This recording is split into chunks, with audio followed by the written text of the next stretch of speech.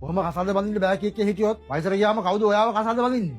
තාත්තේ ඔයාට කොච්චර කිව්වත් තේරෙන්නේ නැද්ද අනේ? මට දැම්ම කසාද බඳින්න උවමනාවක් නැහැ. මට තව ඉගෙන ගන්න ඕනි. දුව ඔයාට කසාද බඳින්න බෑ කියලා කියන්න නම් ලේසි. ඒ උනාට මිනිස්සු අහන ප්‍රශ්න වල මමනේ උත්තර දෙන්න ඕනේ.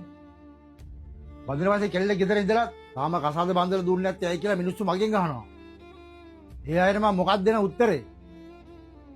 දුවගේ අවසාන තීරණය මොකද්ද? මට කසාද බඳින්න ඕනේ නැහැ. ඔයා මේ කසාදෙට කැමති වුණ නැත්තම් ආයේ මාව පණ පිටින් දකින්න හම්බෙන්නේ නැහැ.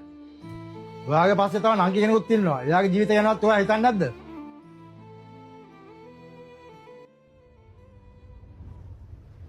දුවේ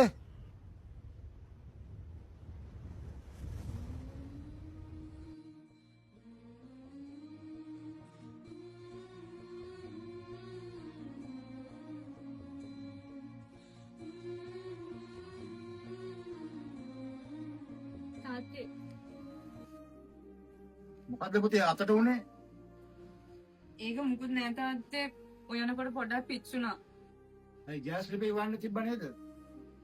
ගෑස් ඉවර වෙලා තාත්තේ. ඒකයි දරලි පෙව්වේ.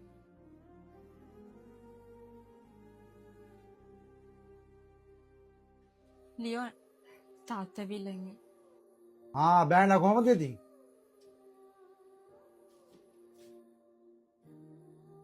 එයා දැන්නේ වැඩ ඇල්ලාවේ තාත්තේ. එයාට මහන්සියට ඔය. ඔයා ගොඩක් දුක් විඳලා නේද දුව?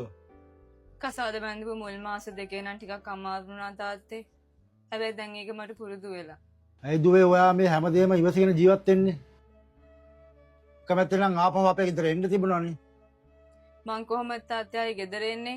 ඔයාට ඔයාගේ දුවගේ ජීවිතයට වඩා අනිත් අය මොනවා කියයිද කියන එකයි. ඔයාගේ නම්බුවයිනේ වැදගත් උනේ. දුවගේ ජීවිතේ වැදගත් උනේ නෑනේ තාත්තේ.